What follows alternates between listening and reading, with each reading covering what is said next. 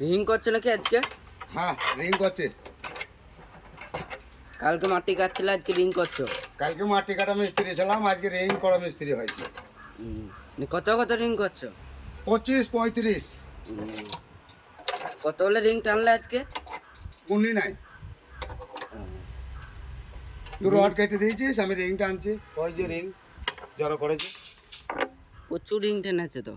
কয় প্রচুর টানেছি।